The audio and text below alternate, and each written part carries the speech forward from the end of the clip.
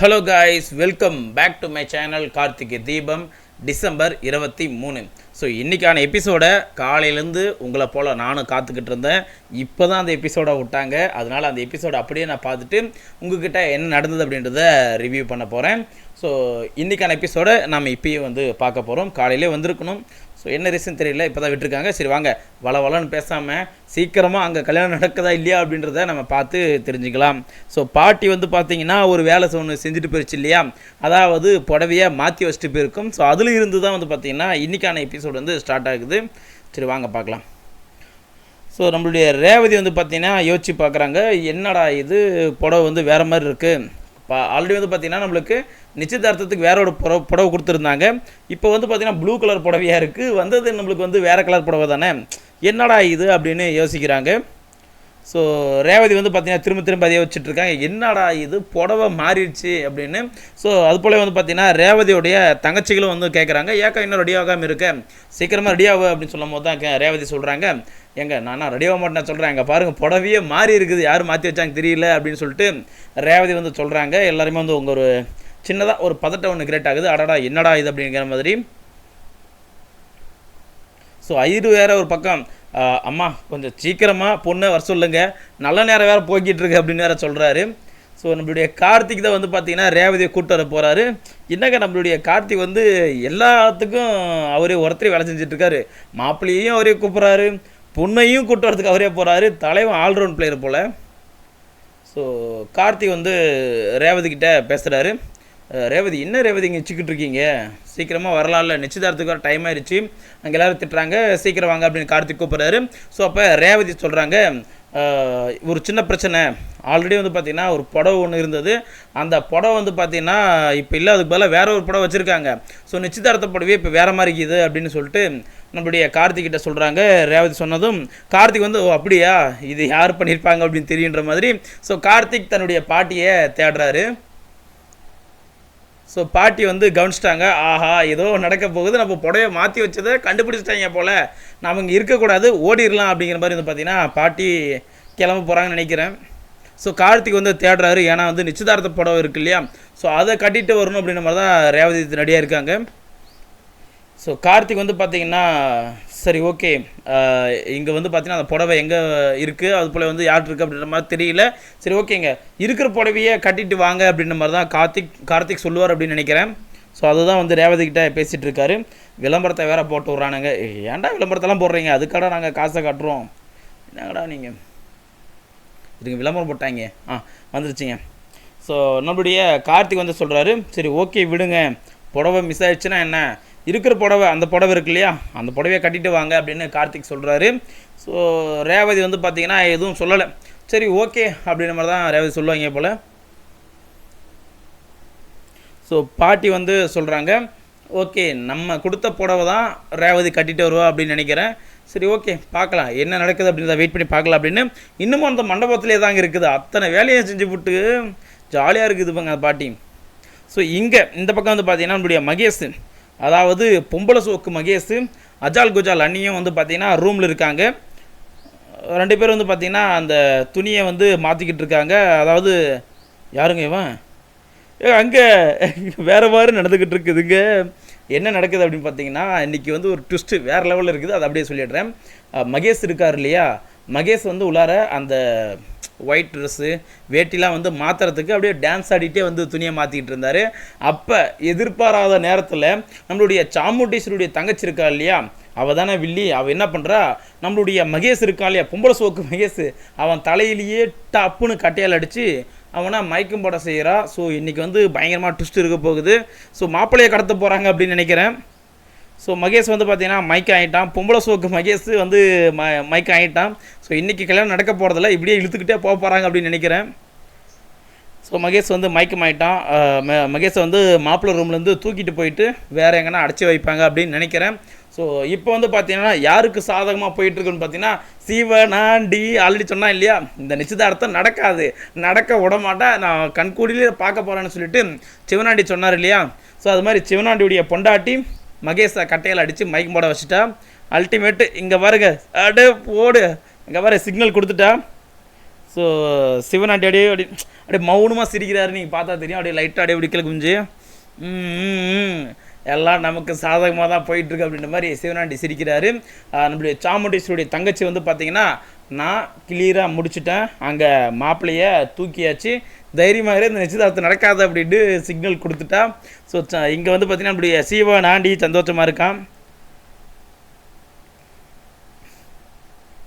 So பொண்ணு வந்து ரெடியாகி வந்துருச்சு. அதாவது நம்மளுடைய ஹீரோயினி ரேவதி அவங்க ரெடியாகி வந்துட்டாங்க, மேடைக்கு வந்துட்டாங்க. மாப்பிள்ளையே காணோம், ஏன்னா மாப்பிள்ளை வரமாட்டான், ஆல்ரெடி மாப்பிள்ளையை தூக்கியாச்சுங்க, ரூம்லேருந்து தூக்கியாச்சு. ஸோ ரேவதியை வந்து சொல்கிறாங்க, அம்மா வந்திருக்க பெரியவர்களுக்கு வணக்கம் வை அப்படின்னு சொன்னோடனே ஸோ ரேவதி எல்லாருக்கும் வணக்கம் வச்சு எல்லாரையும் வந்து பார்த்திங்கன்னா கூப்பிட்றாங்க. ஸோ இப்போ ரேவதி வந்து பார்த்திங்கன்னா மேடையில் உட்காந்துட்டாங்க. ஸோ இங்கே கார்த்தியுடைய பாட்டிக்கு இன்னும் கொஞ்சம் சந்தோஷம். சரி ஓகே, பொண்ணு வந்துருச்சு, எப்படி இருந்தாலையும் என்னுடைய பேரன் தான் வந்து பக்கத்தில் உட்கார போகிறான், அதை பார்க்க நான் வந்து ரொம்பவே சந்தோஷமாக இருக்கேன் அப்படின்னு பாட்டி சந்தோஷப்படுது. ஸோ கார்த்திக் உட்காருவார் இல்லையான்றதை பொறுத்து வந்து பார்க்கலாம்.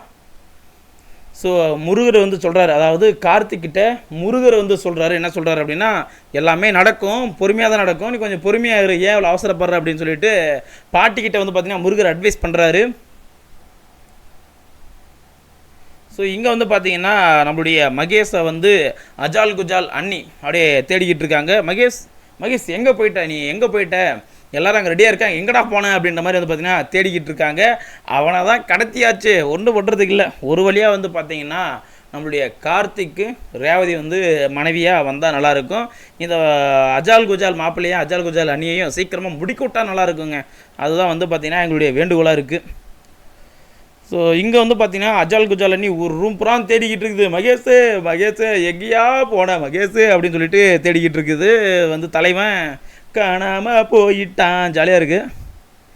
ஸோ பதட்டமாக இருக்குது போல், ஐயோ எங்கடா போய் தொலைஞ்ச, இன்னும் கொஞ்சம் நேரத்தில் நிச்சயதார்த்தம் முடிய போது, அடுத்தது கல்யாணம் தான்டா, எங்கடா போனேன் அப்படின்ற மாதிரி வந்து பார்த்திங்கன்னா அந்த அஜால் குஜால் அண்ணி தேடிக்கிட்டு இருக்குது.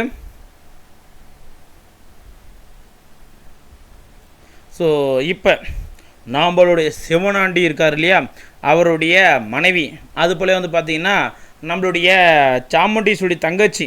ஸோ அவள் வந்து நினைக்கிறா, ஆஹா இப்போ தான் வந்து மாப்பிள்ளை காணாமல் போனதை வந்து கண்டுபிடிச்சிருக்காங்க போல், நமக்கு ஃபோன் அடிக்கிறா, நம்ம வந்து ஃபோன் எடுக்கக்கூடாது அப்படின்னு சொல்லிட்டு தலைவி வந்து அலாட் ஆகிட்டான்டா ஆறுமுகன்ற மாதிரி. ஸோ இப்போ நம்மளுடைய சாமுண்டீஸ்வருடைய தங்கச்சி சிவனாண்டியுடைய மனைவி வில்லி வேறு லெவலில் வேலையை பார்த்து விட்டுட்டாங்க.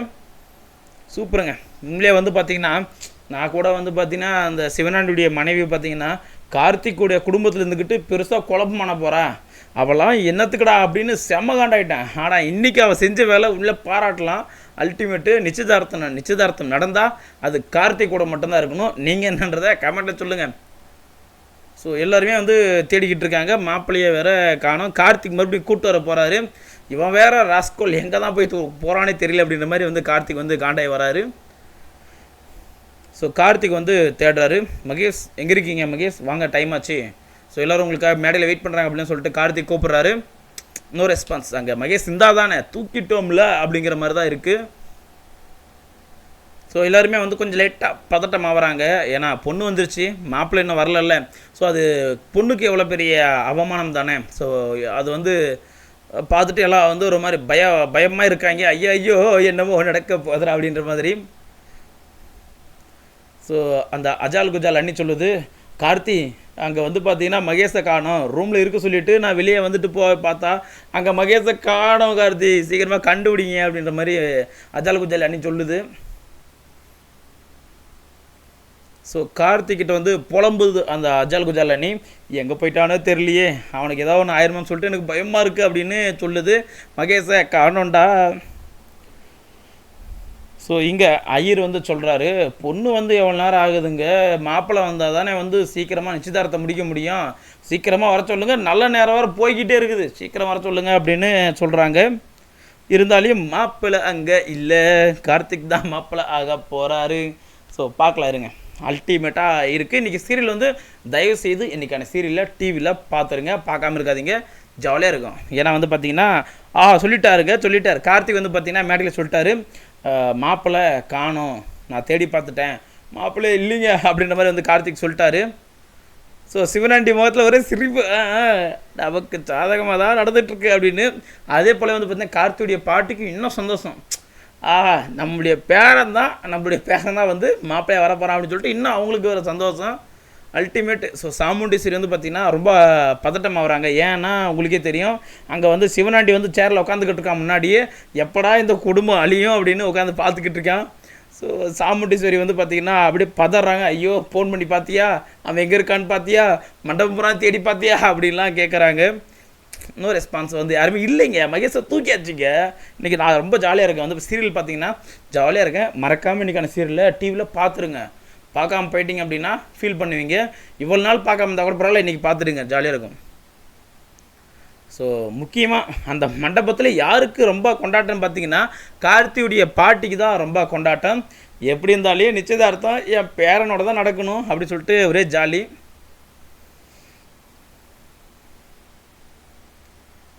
ஸோ கார்த்தியுடைய பாட்டி வந்து முருகர்கிட்ட திரும்ப கேட்டுக்கிட்டே இருக்குது, சீக்கிரமாக என் பேரனுக்கும் என் பேத்திக்கும் நிச்சயதார்த்தம் பண்ணு முருகா, ஏன் இப்படி ஸ்லோவாக போய்கிட்டு இருக்க அப்படின்னு முருகர்கிட்ட கேட்குது. ஸோ முருகர் வந்து சொல்கிறாங்க, பொறுத்தார் பூமி ஆழ்வார் பாட்டி பழமொழி கேட்டிருக்கே இல்லையா, பொறுமையாக இரு, எல்லாம் நடக்கும் அப்படின்னு முருகர் சொல்கிறாப்புல. ஸோ இங்கே நம்முடைய சிவனாண்டியும் சாமுண்டீஸ்வரியும் அப்படியே நேர் பார்த்துக்கிறாங்க. அங்கே சிவனாண்டி வேறு ஒரு ஜாலியாக இருக்காப்புல. ஸோ சாமுண்டீஸ்வரி வந்து என்ன பண்ணுறாங்க அப்படின்றத பார்க்கலாம் இருங்க. ஸோ சாமுண்டீஸ்வரி எங்கேயோ நடந்து போகிறாங்க, அது எங்கன்னு தெரியல, பார்க்கலாம் இருங்க. போடு ஏதோ நடக்க போகுதுங்க. எங்கே சாமுண்டீஸ்வரி துப்பாக்கி தூக்கிட்டு வராங்க.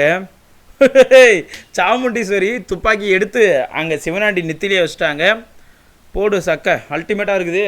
இதெல்லாம் நீங்கள் பார்க்கணுங்க, மறக்காமல் டிவியில் பார்த்துருங்க. அங்கே பாருங்கள், ரொம்ப நேரம் காட்ட முடியாது, அப்புறம் பெரிய பிரச்சனை ஆகிடும். ஸோ நம்மளுடைய சாமுண்டீஸ்வரி வந்து பார்த்திங்கன்னா துப்பாக்கியை தூக்கி சிவனாண்டியோடைய மண்டையிலே வச்சுட்டாங்க. ஏய், எங்கடா என் மாப்பிள்ளை, எங்கடா தூக்கி வச்சுருக்க, சொல்கிறா அப்படின்னு வந்து சிவனாண்டி சொல்கிறாரு. சிவனாண்டியை வந்து சாமுண்டீஸ்வரி மிரட்டி சொல்கிறாங்க. ஸோ சாமுண்டீஸ்வரி சொல்கிறாங்க, எங்கன்னு சொல்லலை, இந்த துப்பாக்கியோட புல்லட்டுக்கு நீ பலியாயிரு அப்படின்னு. ஸோ சாமுண்டீஸ்வரி சிவனாண்டி சொல்கிறான், நானே உங்கள் முன்னாடி தான் உட்காந்துக்கிட்டு இருக்கேன், மாப்பிள்ளையை காணாமல் சொல்லிட்டு இந்த என்கிட்ட சொல்லிக்கிட்டு இருக்கீங்க. நான் இந்த இடத்த விட்டு எந்திரிக்காமல் உட்காந்துக்கிட்டு இருக்கேன், மாப்பிள்ளையை காண்ட வந்து என்கிட்ட சொல்லிக்கிட்டு இருக்கீங்க, மாப்பிள்ளையை போய் ஒழுங்காக தேடுங்க அப்படின்னு வந்து சிவனாண்டி சொல்கிறாரு. ஸோ சாமுண்டீஸ்வரி சொல்கிறாங்க, டே நடிக்காதரா, நீ வந்து முன்னாடியே சொன்னல இந்த நிச்சயதார்த்தம் எப்படி நடக்குது அப்படின்னு, என்கிட்ட நீ சபதத்தை போட்டவன், உன்னை பற்றி எனக்கு தெரியாதா, எங்கடா மாப்பிள்ளை சொல்கிறா, சுட்டனா உன் மூளை செதறிடும் அப்படின்னு வந்து சாமுண்டீஸ்வரி பயங்கரமாக மிரட்டுறாங்க. ஸோ நம்மளுடைய சிவனாண்டி வந்து ரொம்ப சிரிக்கிறார். இங்கே பாருங்கள், மாப்பிள்ளை காணோம் அப்படின்னு வந்து என்னே தேடாதீங்க, மாப்பிள்ளை காணாமல் போனது காரணமே நீங்கள் தான் காரணம். ஏன்னா உங்கள் வீட்டுக்கு வரப்போகிற மாப்பிள்ளை எல்லாமே வந்து பார்த்தீங்கன்னா அடிமையாக்கணும்னு நீங்கள் தானே சொன்னீங்க, அடிமையாக எந்த மாப்பிள்ளை இருப்பான், அதான் ஓடிட்டான் அப்படின்னு சிவனாண்டி சொல்கிறாரு. ஸோ இப்போ வந்து சிவனாண்டி சொல்கிறாரு, அவன் எங்கன்னா தற்கொலை பண்ணி கூட போயிருப்பான், ஏன்னா உன் ரூல்ஸ்லாம் அப்படி இருக்குது, உன் வீட்டுக்கு தான் ஆம்பளையே பிடிக்காது, அப்படி இருக்கும்போது எப்படி இந்த மாப்பிள்ளை வந்து கல்யாணம் பண்ணிப்பான், அவனை போய் தேடி கண்டுபிடி, அவன் எங்கன்னா போய் சேர்ந்துட போகிறான் அப்படின்னு சொல்லிட்டு கிண்டலாக வந்து கிளாய்க்கிறாரு சிவனாண்டி. ஸோ கார்த்திக் வந்து சொல்கிறாரு, மேடம் அவசரப்படாதீங்க, சுற்றாதீங்க, நம்ம வந்து மாப்பிள்ளையை தேடி பார்க்கலாம், மகேஷை வந்து எங்கே இருக்கான் அப்படின்றத தேடி பார்க்கலாம்.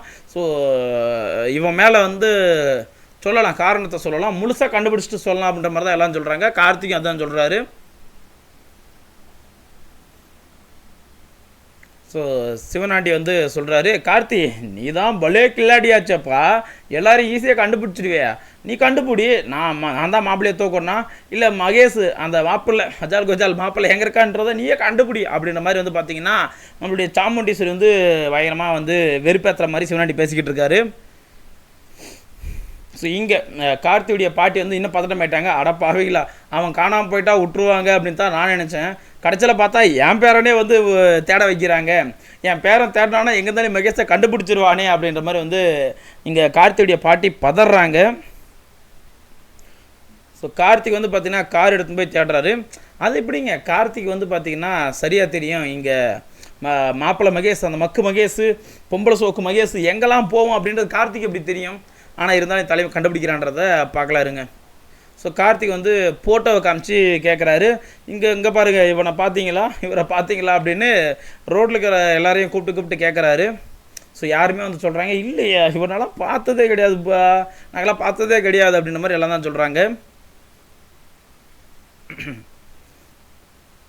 ஸோ சிவனாண்டி சொல்கிறாரு, சாமுண்டீஸ்வரி ஏம்மா அங்கேயும் நடந்துக்கிட்டு இருக்க, ஒரு இடத்துல உட்காரு, அங்கேயும் நடந்துக்கிட்டு இருந்தா மாப்பிள்ளை வந்துட போகிறான், உட்காரு யாரும் வரப்போகிறதில்ல அப்படின்னு சொல்லிட்டு நம்மளுடைய சிவனாண்டி மீண்டும் வந்து சாமுண்டீஸ்வரியை வந்து பார்த்திங்கன்னா வெறுப்பேற்றிக்கிட்டு இருக்காரு. ஸோ சிவனாண்டி சொல்கிறாரு, உட்காருங்க, ரொம்ப வந்து டயர்டாகாதீங்க, மாப்பிள்ளை வரமாட்டான், உட்காந்து பொறுமையை தேடுங்க அப்படின்னு சொல்கிறாரு. நம்மளுடைய சாமுண்டீஸ்வரி செம்மையாக காண்டா வராங்க.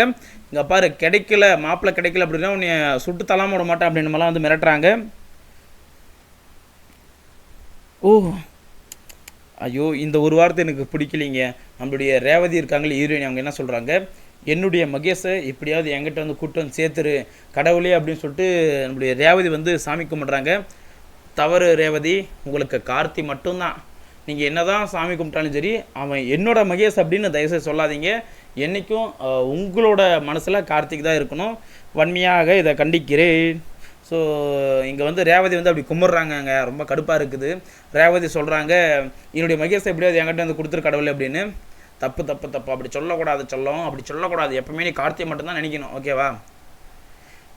ஸோ அப்படியே போட்டு முடிச்சுட்டாங்க. அதாவது பார்த்தீங்கன்னா கார்த்திக் வந்து பார்த்திங்கன்னா ஒரு புறம் வந்து மகேஷ் அந்த பொம்பளை சோக்கு மகேஷை தேடுற மாதிரியும், இங்கே மேடையில் வந்து பார்த்திங்கன்னா நம்மளுடைய பொண்ணு ரேவதி வந்து ஃபீல் பண்ணுற மாதிரி வந்து பார்த்திங்கன்னா போட்டு இன்றைக்கான எபிசோட முடிக்கிறானுங்க. ஸோ இன்றைக்கான எபிசோடு இதுதாங்க நடந்தது, அப்படியே உங்கள்கிட்ட சொல்லிட்டேன். ஸோ நாளைக்கு எபிசோட மறுபடியும் டிவியில் பார்ப்பதற்கு முன்னாடியே நம்மளாம் வந்து நம்மளுடைய சேனலில் நீங்கள் பார்த்துடலாம்.